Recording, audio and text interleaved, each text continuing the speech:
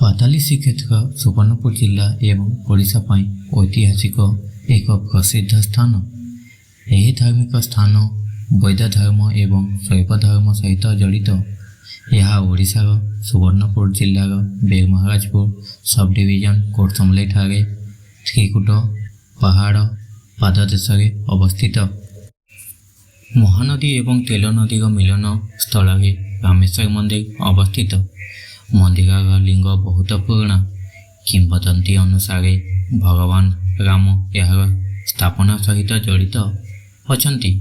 देवी पार्वती सह भगवान कार्तिक एवं गणेश एठारे पूजा पाती।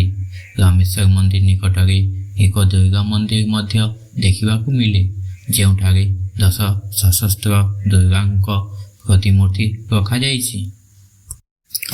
लंकेश्वर मंदिर सुवर्णपुर जिलार सोनपुर सहर महानदी भितरे अवस्थित। एकदा सोनपुर अंचल पश्चिम लंका भाव जनाशुना। देवी लंकेश्वरी पश्चिम लंकार मुख्य देवता थिले। वर्तमान माँ लंकेश्वरी को सोनपुर काईभट्टा बा मत्स्यजीवी संप्रदाय एवं सुवर्णपुर जिलार लोक माने पूजा करछन्ति। सोनपुर पंचरथ मंदिर एक सम्मानित मंदिर अटे। रथ आकार निर्मित यही सुंदर मंदिर कोणार्क सूर्य मंदिर परि एठारे गोटे प्लाटफर्म उपरे प्राय 5टी मंदिर निर्माण करा जाइछि। देवी पार्वती सह भगवान शिव गणेश एवं कार्तिकेय एठारे पूजा पाती।